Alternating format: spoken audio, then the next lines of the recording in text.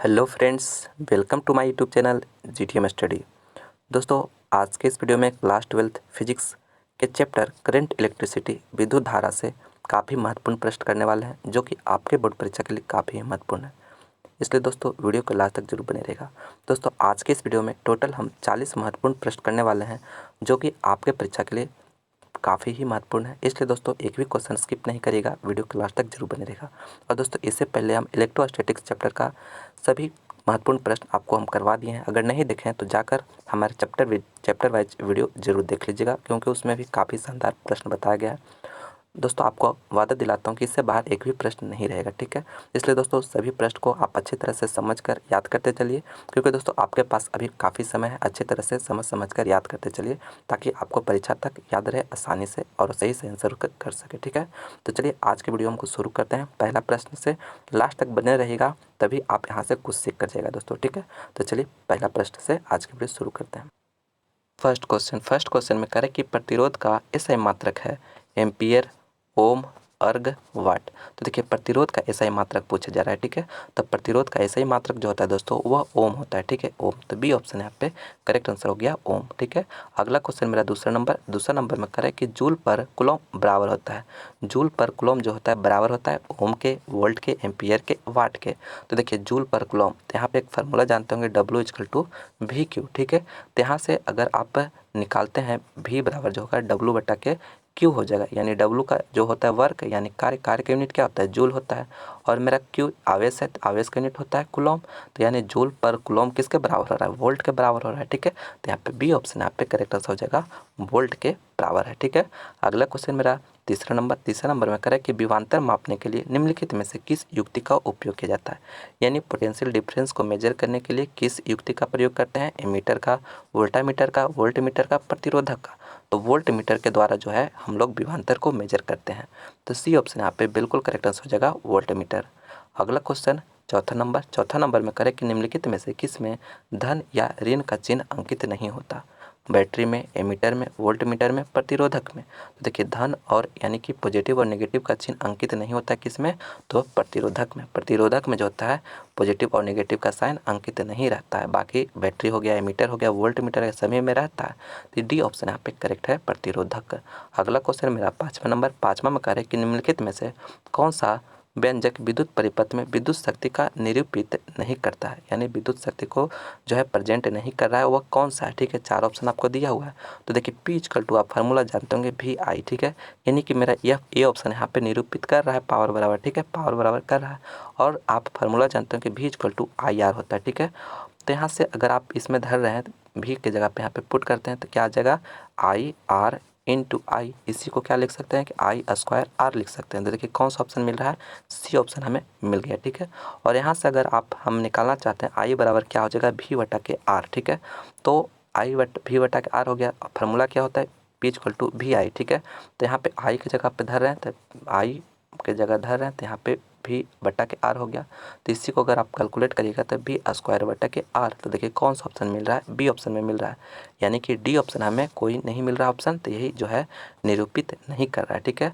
तो मेरा इस फार्मूला से हम सभी को निकाल लिए, तो यहाँ पर मेरा राइट आंसर क्या हो जाएगा डी, क्योंकि यहाँ पे नहीं पूछा जा रहा है जो विद्युत परिपथ में विद्युत शक्ति को निरूपित कौन नहीं कर रहा है, तो IR² जो है निरूपित नहीं कर रहा है। तो डी ऑप्शन यहाँ पे करेक्ट हो जाएगा, ठीक है। अगला क्वेश्चन मेरा छठा नंबर में कह रहा है कि वोल्ट मीटर का प्रतिरोध होता है। वोल्ट मीटर का जो प्रतिरोध होता है वह क्या होता है, शून्य होता है, बहुत कम होता है, बहुत अधिक होता है, अनंत होता है। तो दोस्तों आप हमेशा याद रखिएगा वोल्ट मीटर का जो प्रतिरोध होता है वह बहुत ही अधिक होता है, ठीक है। तो सी ऑप्शन यहाँ पे करेक्ट हो जाएगा बहुत ही अधिक। और दोस्तों यही अगर आपसे एमीटर का प्रतिरोध पूछा जाएगा तो बहुत कम होता है, ठीक है। ये याद रखिएगा क्योंकि आपके लिए काफ़ी महत्वपूर्ण प्रश्न है, ये प्रीवियस ईयर का पूछा हुआ प्रश्न है, ठीक है। वोल्ट मीटर कहेगा तो बहुत अधिक और एमीटर कहेगा तो बहुत कम, ठीक है। सी ऑप्शन यहाँ पे करेक्ट है। दोस्तों आप इस वीडियो को लास्ट तक जरूर बने रहेगा, क्योंकि दोस्तों इसमें 40 महत्वपूर्ण हम प्रश्न करने वाले हैं। तो एक भी क्वेश्चन स्किप नहीं करेगा, सभी का सभी काफ़ी महत्वपूर्ण प्रश्न है, ठीक है। और दोस्तों इस वीडियो को लाइक नहीं किया तो लाइक ज़रूर करिएगा, अपने दोस्तों में से ज़्यादा शेयर करिएगा दोस्तों। और आप हमारे चैनल पर नए हैं तो प्लीज़ चैनल को सब्सक्राइब करके बेल आइकन भी प्रेस कर लीजिएगा दोस्तों, ताकि हम नई वीडियो अपलोड करें तो उसका नोटिफिकेशन आप लोगों को सबसे पहले मिले। ठीक है, तो प्लीज़ लाइक शेयर और सब्सक्राइब जरूर से ज़रूर करिएगा और लास्ट तक जरूर बनेगा। सभी प्रश्न को आपको एक बार में ही समझा देंगे ताकि आप परीक्षा तक अच्छे तरह से याद करके उसका सही आंसर कर सके। ठीक है, और दोस्तों आपको 101% गारंटी देते हैं कि इससे बाहर एक भी प्रश्न नहीं रहेगा। ठीक है, इसलिए अंत तक जरूर बने रहेगा। मेरा जो अगला क्वेश्चन है 7 नंबर में करें कि निम्नलिखित में कौन सा मात्रक वाट के बराबर है। तो पहला ऑप्शन रहा है जूल पर सेकंड, दूसरा में रहा है वोल्ट, तीसरा में रहा है एम्पियर और चौथा में रहा है मीटर।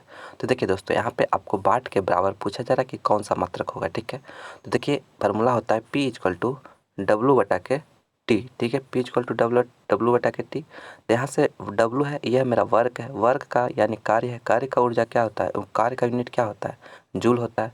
और टाइम का क्या होता है, सेकंड, यानी कि जूल पर सेकंड को हम वाट लिख सकते हैं। ठीक है, यानी ए ऑप्शन यहाँ पे, ए ऑप्शन जूल पर सेकंड बिल्कुल करेक्ट आंसर हो गया।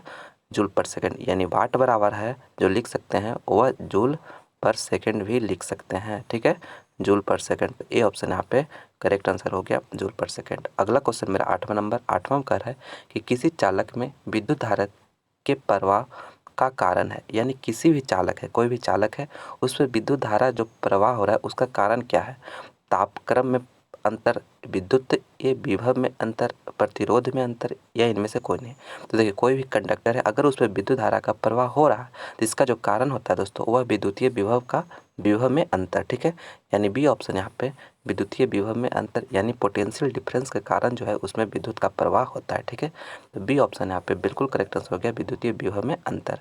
अगला क्वेश्चन 9 में करें किसी चम्मच पर विद्युत लेपन के लिए उसे वोल्टामीटर में रखते हैं, यानी कोई भी चम्मच है, ठीक है, उसमें विद्युत लेपन अगर उस पर कराया जाएगा तो वोल्टामीटर में उसे कहाँ पे रखा जाएगा। ठीक है, कहाँ पे रखा जाएगा, एनोड पर, कैथोड पर, एनोड और कैथोड के ठीक ठीक मध्य में, और चौथा में दे रहा है किसी भी स्थान पर, यानी कोई चम्मच है उस पर विद्युत लेपन अगर हमें चढ़ाया जाए, ठीक है, यानी विद्युत लेपन करके उस पर कोई भी धातु का अगर चढ़ाया जाए तो उसे वोल्टामीटर में कहाँ रखेंगे, तो वह कैथोड पे रखेंगे। ठीक है, कैथोड पर। ठीक है, आप हमेशा याद रखिएगा कैथोड पे रखाएगा। ठीक है, तो बी ऑप्शन यहाँ पे बिल्कुल करेक्ट आंसर हो जाएगा। अगला क्वेश्चन मेरा 10वां में कह रहा है कि 200 वाट का एक बल्ब 100 वोल्ट के विद्युत मेन से जोड़ा जाता है तो बल्ब से प्रवाहित धारा का मान होगा, यानी कि कोई बल्ब है, ठीक है, बल्ब जो है 200 वाट का है, ठीक है, 200 वाट का बल्ब है, उसे 100 वोल्ट के विद्युत मेन से जोड़ा जा रहा है तो उसमें जो धारा प्रवाहित होगा उसका वैल्यू पूछा जा रहा है आपसे दोस्तों। ठीक है,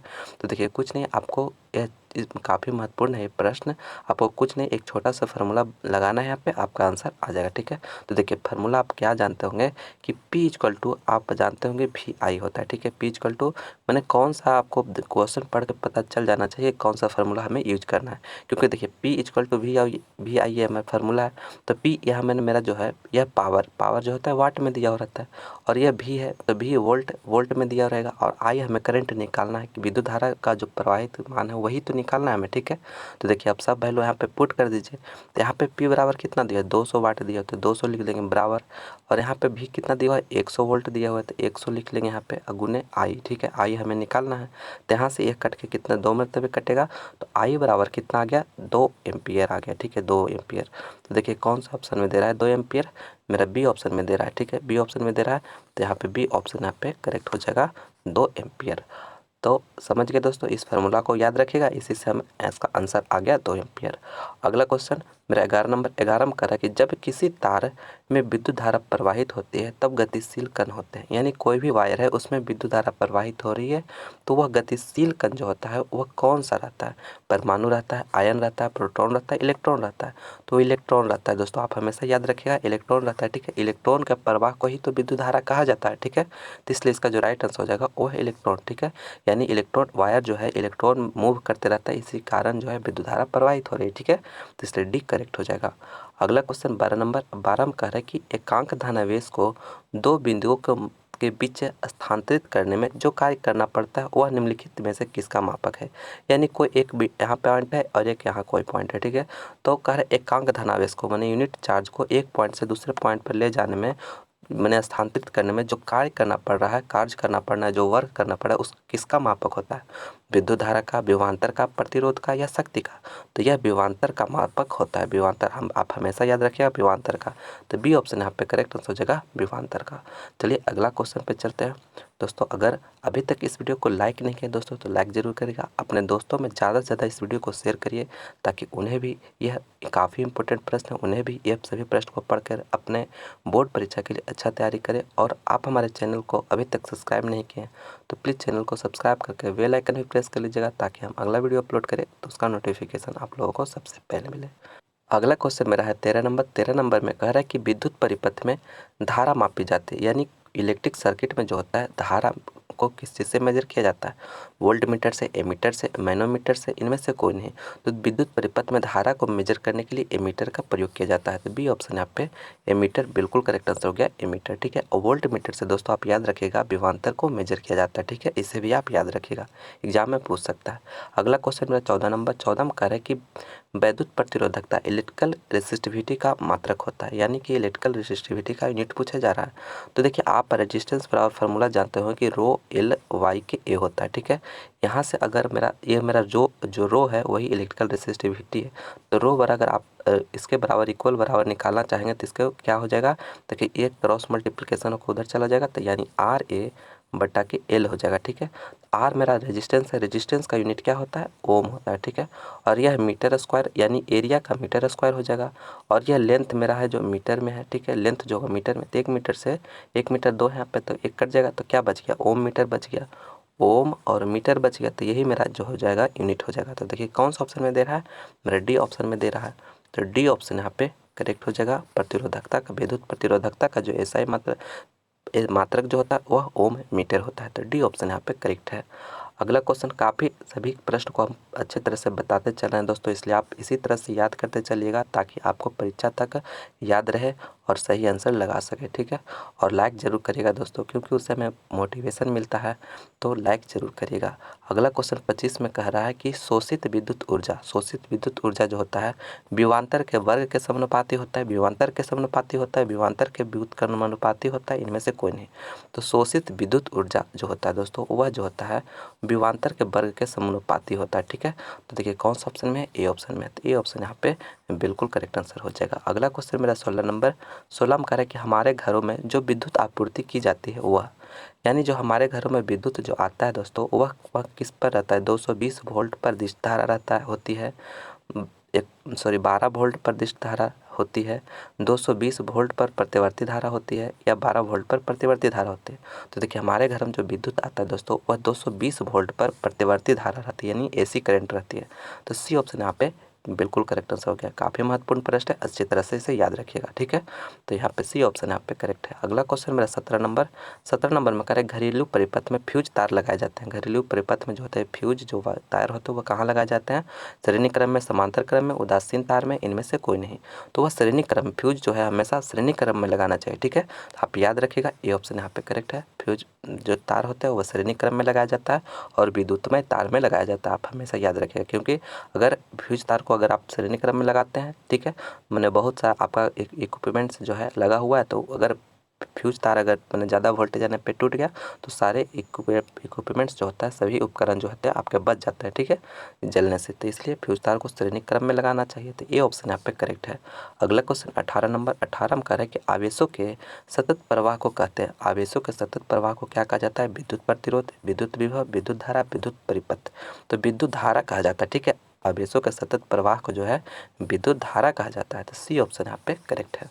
अगला क्वेश्चन 19 नंबर। 19 में कह रहा है कि विद्युत परिपथ के किसी बिंदु पर सभी धाराओं का बीजगणितीय योग होता है, अनंत होता है, शून्य होता है, धनात्मक होता है, इनमें से कोई नहीं। यानी किसी भी पॉइंट पर जो सभी धाराओं का बीजगणितीय योग होता है, यानी एक कोई पॉइंट है। ठीक है, यहाँ पे कोई करंट आ रहा है। ठीक है, कोई करंट आ रहा है, कोई करंट जो है इस पॉइंट से बाहर निकल रहा है। ठीक है, बाहर निकल रहा है यानी यह मेरा I1 है, यह I2 है और ये I3 है। ठीक है, तो इसी को अगर आप बीजगणितीय योग अगर लिखते हैं किस तरह से लिखा जाएगा? यानी I1 मैंने अंदर जो जा उसे पॉजिटिव माना है तो I1 प्लस I2 और प्लस यह अंदर से बाहर निकल रहा है, तो इसलिए प्लस माइनस I3 हो जाएगा। ठीक है, I3 यही अलजेब्रिक सम जो होता है इसका 0 के बराबर होता है। यह कौन सा नियम है? यह किरचॉफ का फर्स्ट रूल है। ठीक है, पॉइंट रूल है। ठीक है, तो यह मेरा किरचॉफ का फर्स्ट रूल है, तो इसका जो राइट आंसर हो जाएगा वह 0 हो जाएगा। ठीक है, 0। तो बी ऑप्शन यहाँ पे बिल्कुल करेक्ट आंसर, यानी आने वाला करंट का जो अलजेब्रिक सम, आने वाला करंट जो है और जाने वाला करंट जो है, सभी का जो अलजेब्रिक सम होता है वह 0 के बराबर होता है। ठीक है, आप याद रखिएगा किसी भी एक पॉइंट पे। ठीक है, तो इसी को जो है किरचॉफ का फर्स्ट लॉ भी कहा जाता है। तो यह 0 के बराबर हो जाएगा, तो बी ऑप्शन यहाँ पे करेक्ट हो जाएगा। अगला क्वेश्चन 20 नंबर 20 में कह रहा है कि व्हीटस्टोन ब्रिज का उपयोग होता है। व्हीटस्टोन ब्रिज का जो उपयोग होता है दोस्तों, किस चीज़ में उपयोग किया जाता है? तो उच्च और अल्प दोनों ही प्रतिरोध को मापन में किया जाता है। काफ़ी इंपॉर्टेंट प्रश्न है, आपके परीक्षा में बार बार पूछा जाता है दोस्तों, इसलिए आप हमेशा याद रखिएगा। व्हीटस्टोन ब्रिज का उपयोग उच्च और अल्प दोनों ही प्रतिरोध को माने मापन में किया जाता है। तो सी ऑप्शन यहाँ पे करेक्ट है। अगला क्वेश्चन 21 नंबर 21 में करे कि निम्नलिखित में से सही कथन है, आपको करेक्ट स्टेटमेंट बताना कि कौन है। पहला में कह रहा है कि धारा सदिश राशि है जबकि धारा घनत्व अदिश। ठीक है, और दूसरा में कह रहा है धारा अदिश राशि है और जबकि धारा घनत्व सदिश, और धारा घनत्व दोनों ही सदिश है, और धारा घनत्व दोनों ही अदिश है। तो दोस्तों यह काफ़ी मैंने कहने मतलब काफ़ी महत्वपूर्ण प्रश्न है। आप याद रखिएगा कि धारा जो होता है, धारा विद्युत धारा जो होता है वह अदिश राशि है, और धारा घनत्व जो होता है, करंट डेंसिटी जो होता है, सदिश होता है। ठीक है, इसलिए यहाँ पे बी ऑप्शन यहाँ पे करेक्ट आंसर हो रहा है। बी ऑप्शन यहाँ पे करेक्ट हो रहा है। ठीक है, आप हमेशा याद रखिएगा विद्युत धारा जो होगा अदिश राशि और धारा घनत्व जो होगा सदिश राशि होगा। ठीक है, यानी करंट डेंसिटी जो होता है वेक्टर होता है और इलेक्ट्रिक करंट जो होता है वह स्केलर क्वांटिटी होता है। ठीक है, तो बी ऑप्शन यहाँ पे करेक्ट है। काफ़ी महत्वपूर्ण प्रश्न है दोस्तों। ठीक है, अच्छी तरह से याद करिएगा इसे। और अगला क्वेश्चन मेरा 22 में कह रहा है कि किसी चालक तार की लंबाई को खींचकर दुगनी कर दी जाए तो उसका प्रतिरोध कितना गुना हो जाएगा। यानी कोई भी वायर है, इसको खींचकर 2 गुना कर दिया जा रहा है। ठीक है, तो उसका जो प्रतिरोध जो होगा कितना गुना हो जाएगा, 2 गुना, 3 गुना, 4 गुना, इनमें से कोई नहीं। ठीक है, तो देखिए मेरा पहला कहने मतलब आर जो है वह रो एल वाई ए फार्मूला होता है। ठीक है, और यहाँ पे बोला जा रहा है कि पहले जो एल था वह अब एल डैश जो हो जा रहा है वह 2L हो जा रहा है। ठीक है, 2L हो जा रहा है। ठीक है, मेरा एल डैश जो नया जो बन कर आ रहा है वो 2L हो, मैंने दोगुना कर दिया जा रहा है। तो अगर आप कोई भी वायर को लें तो दोगुना कर दे रहे हैं, तो उसका जो एरिया जो निकल कर आएगा वह क्या हो जाएगा, आधा हो जाएगा। ठीक है, पहले का अपेक्षा आधा हो जाएगा। तो यही मेरा आर डैश अगर आप निकालते हैं तो रो तो मेरा अथी है प्रतिरोधकता है, और एल बराबर कितना हो जाएगा 2L, और यह मेरा एरिया कितना हो जाएगा ए वाई की 2। तो इससे इसी को अगर आप और आगे सोल्व करिएगा तो यह जो हो जाएगा आर डैश बराबर जो हो जाएगा आर डैश बराबर 4 रो एल वाई के ए हो जाएगा। इसी को क्लियर करते हैं। अब आर डैश बराबर जो हो गया ओवर 4 रो एल वाई के ए, तो इसके बराबर क्या लिख सकते हैं कि 4 आर लिख सकते हैं। यानी मेरा जो पहले के रेजिस्टेंस जो है उसका 4 गुना हो जा रहा है। ठीक है, 4 गुना, तो इसलिए सी ऑप्शन यहाँ पे करेक्ट आंसर हो जाएगा। ठीक है, अच्छा तरह से समझ गए, सी ऑप्शन यहाँ पे करेक्ट है। अगला क्वेश्चन मेरा 23 नंबर 23 में करे कि किलो वाट घंटा मात्रक हो। ठीक है, ऊर्जा का, शक्ति का, विभवांतर का, प्रतिरोध का। तो किलो वाट घंटा जो मात्रक होता है दोस्तों वह ऊर्जा का होता है। ठीक है, आप याद रखिएगा ऊर्जा का होता है। और 1 किलो वाट घंटा बराबर जो होता है वह 3.6 इंटू 10⁻6 जूल के बराबर होता है। ठीक है, आप इस वैल्यू को भी याद रखिएगा, काफ़ी महत्वपूर्ण है। ठीक है, तो आप इसे जरूर से जरूर याद रखिएगा। किलो वाट घंटा बराबर जो होता है वह 3.6 इंटू 10⁻6 जूल के बराबर होता है। ठीक है दोस्तों, तो इसका ए ऑप्शन यहाँ पे करेक्ट है। अगला क्वेश्चन मेरा 24 नंबर में करे कि 1 फैराडे बराबर होता है। दोस्तों लाइक जरूर करिएगा दोस्तों, और इसे अपने दोस्तों में ज़्यादा से ज़्यादा शेयर करिएगा।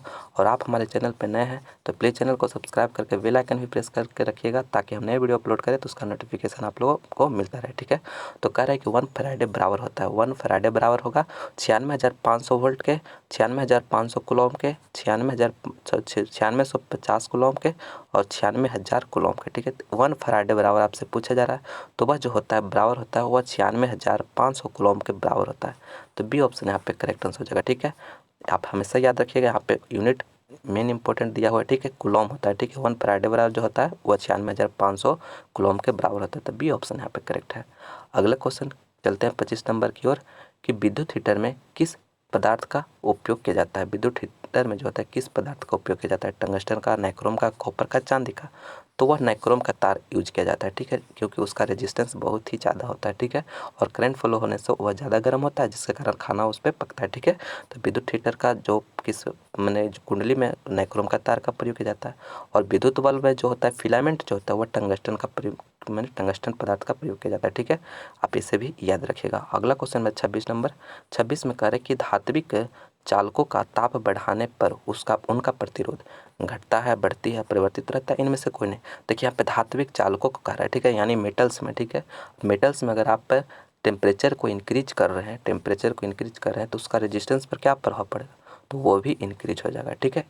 धात्विक यानी मेटेलिक कंडक्टर्स में अगर आप टेम्परेचर को इंक्रीज करिएगा तो उसका रेजिस्टेंस भी इंक्रीज करेगा, ठीक है। तो यहाँ पे बी ऑप्शन यहाँ पे करेक्ट है, बढ़ती है। नेक्स्ट क्वेश्चन 27 नंबर में करें कि चालक के अंदर इलेक्ट्रॉन की गति होती है, समरूप होती है, त्वरित होती है, अपसारित होती है, अवमंदित होती है, तो अपसारित होती है दोस्तों, ठीक है। सी ऑप्शन यहाँ पे करेक्ट है, अपसारित होती है। लास्ट तक जरूर बने रहेगा दोस्तों, सभी काफ़ी महत्वपूर्ण प्रश्न है इसमें। तो दोस्तों आपको वादा दिलाता हूँ कि इससे बाहर एक भी प्रश्न नहीं रहेगा, ठीक है, इसलिए लास्ट तक जरूर बने रहेगा, एक भी क्वेश्चन स्किप नहीं करिएगा।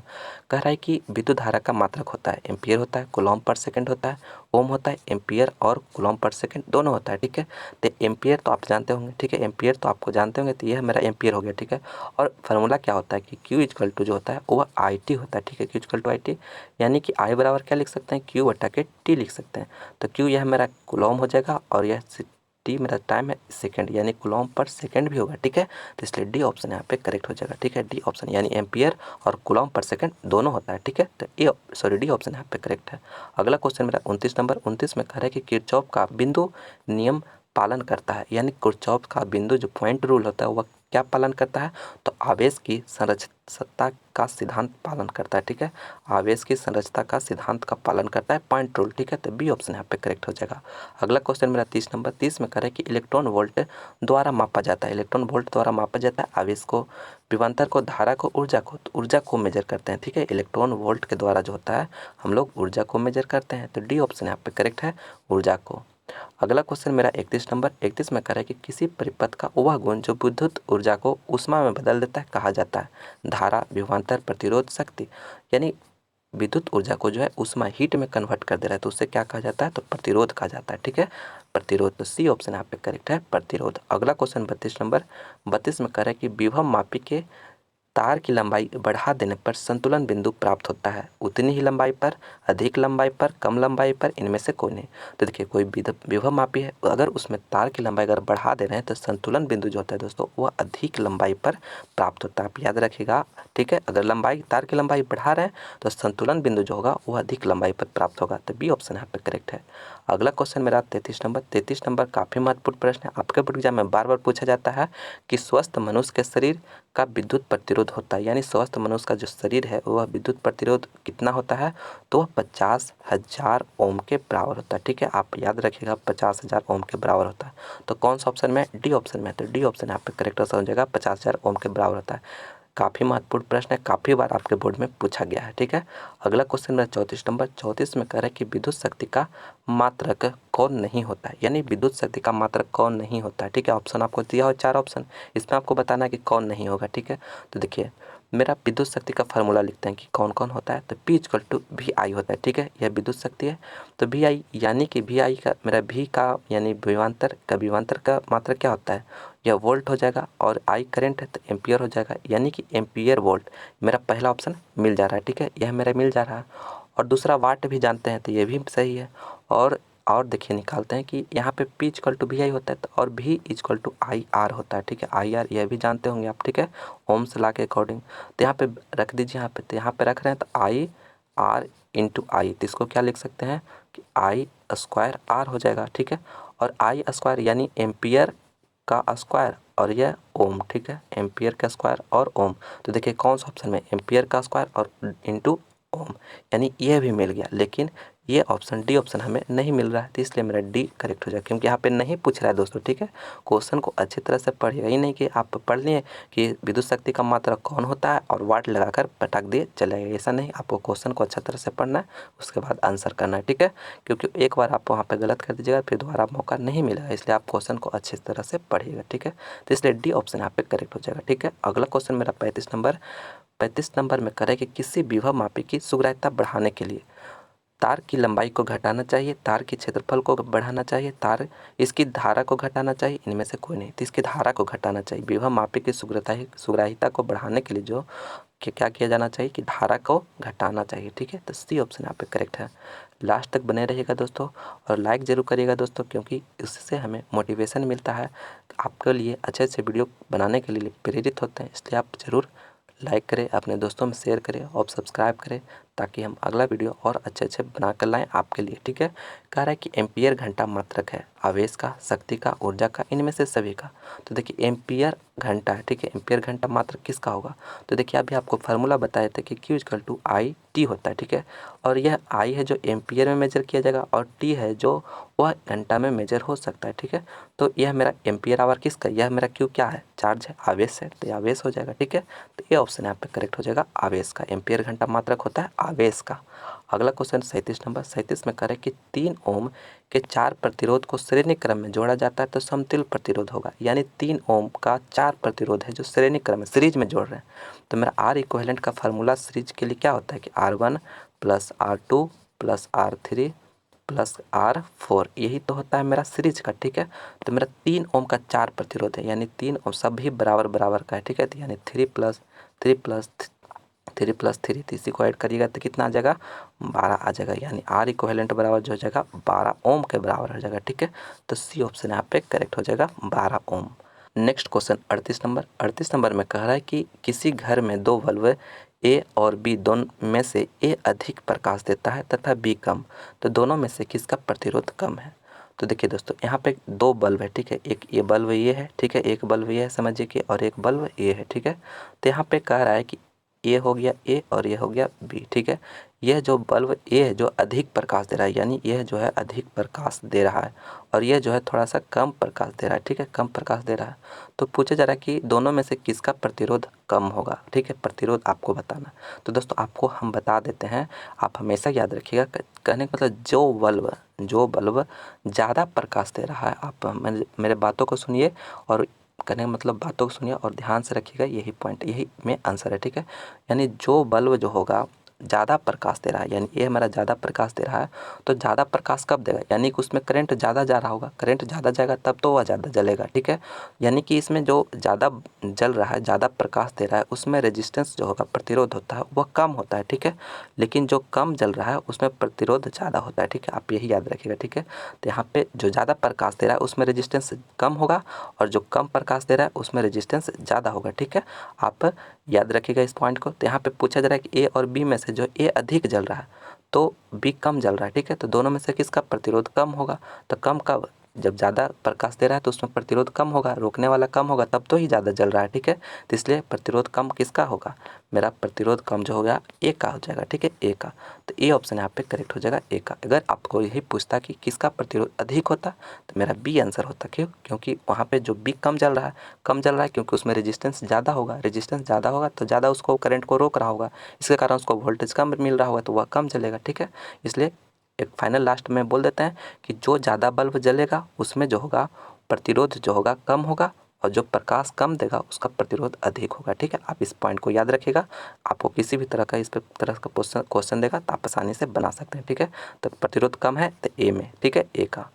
नेक्स्ट क्वेश्चन चलते हैं, और नेक्स्ट क्वेश्चन करने से पहले दोस्तों आपसे एक छोटी रिक्वेस्ट है कि अगर आप हमारा और भी दूसरे सब्जेक्ट का वीडियो देखना चाहते हैं तो प्लेलिस्ट बना हुआ है, जो भी आप सब्जेक्ट का तैयारी करना चाहते हैं प्लेलिस्ट से आप देख सकते हैं, अन्यथा आप हमारे डिस्क्रिप्शन में लिंक दिया हुआ है, वहाँ पर जाकर भी आप देख सकते हैं। और दोस्तों हिंदी 100 मार्क्स का चैप्टर वाइज ऑब्जेक्टिव, फिजिक्स का चैप्टर वाइज ऑब्जेक्टिव सभी आपको हमारे चैनल पर काफ़ी शानदार तरह से बताया जा रहा है, तो आप उसे ज़रूर देखिएगा ताकि आप अपने परीक्षा का सटीक तैयारी कर सके, बोर्ड परीक्षा में ज़्यादा मार्क्स ला सके। ठीक है, तो उसे ज़रूर से ज़रूर देखिएगा। तो अगला क्वेश्चन मेरा 39 नंबर में कह रहा है कि ताप बढ़ने से अर्धचालकों का प्रतिरोधकता। काफ़ी महत्वपूर्ण प्रश्न है दोस्तों। ठीक है, कह रहा है कि अर्धचालकों में जो है, अर्धचालक सेमीकंडक्टर में अगर आप टेम्परेचर को इंक्रीज कर रहे हैं तो उसमें जो प्रतिरोधकता होगा, रेजिस्टेंस जो होगा, प्रतिरोधकता का मान वह क्या होगा, घटती है, बढ़ती है, परिवर्तित रहती है, पहले घटती है फिर बढ़ती है। तो दोस्तों आप हमेशा याद रखिएगा, सेमीकंडक्टर में अगर आप टेम्परेचर इंक्रीज करते हैं तो उसमें प्रतिरोधकता जो होती है वह घटती है। ठीक है, तो ये ऑप्शन यहाँ पे बिल्कुल करेक्ट आंसर हो जाएगा, घटती है। ठीक है, हमेशा याद रखिएगा, काफ़ी महत्वपूर्ण प्रश्न है, ये बार बार पूछा जाता है, बहुत बार पूछ चुका है। ठीक है, तो इसलिए ये ऑप्शन यहाँ पे करेक्ट है। अगला क्वेश्चन मेरा है, हमारे जीटीएम स्टडी चैनल को दोस्तों अपने दोस्तों में शेयर करके उन्हें भी सब्सक्राइब करने के लिए बोलिएगा, क्योंकि दोस्तों इसमें 12th क्लास का काफ़ी शानदार तैयारी कराया जा रहा है। नेक्स्ट क्वेश्चन 40 नंबर में कह रहे हैं कि निम्नलिखित में से कौन विद्युत का सबसे अच्छा चालक है, लोहा, नाइक्रोम, चांदी, रबर। तो दोस्तों आप इस प्रश्न का आंसर आप हमें कमेंट करके बताइएगा कि इसका राइट आंसर क्या होगा। ठीक है, उसका रिप्लाई हम जरूर करेंगे, कमेंट करके जरूर बताइएगा कि इसका सही आंसर क्या होगा। तो चलिए दोस्तों, आज के वीडियो में हम 40 महत्वपूर्ण ऑब्जेक्टिव प्रश्न किए हैं दोस्तों। तो प्लीज़ आप इसे लाइक जरूर करिएगा, इस वीडियो को अपने दोस्तों में से ज़्यादा से ज़्यादा शेयर करिएगा दोस्तों, ताकि उन्हें भी मदद मिले, उन्हें भी यह महत्वपूर्ण ऑब्जेक्टिव प्रश्न याद कर लें। और दोस्तों आपको वादा दिलाता हूँ कि इससे बाहर एक भी प्रश्न नहीं रहेगा इस चैप्टर से। ठीक है, तो प्लीज़ इस वीडियो को अपने दोस्तों में शेयर भी जरूर कर दीजिएगा। तो चलिए, मैं उम्मीद करता हूँ कि यह वीडियो आपको काफ़ी पसंद आया होगा। तो प्लीज़ इसे लाइक करें, अपने दोस्तों में ज़्यादा से ज़्यादा शेयर करें, और आप हमारे चैनल पर नए हैं तो प्लीज़ चैनल को सब्सक्राइब करके बेल आइकन भी प्रेस कर लीजिएगा, ताकि हम नए वीडियो अपलोड करें तो उसका नोटिफिकेशन आप लोगों को सबसे पहले मिले। तो चलिए हम मिलते हैं अगले वीडियो में। इस वीडियो को देखने के लिए बहुत बहुत धन्यवाद।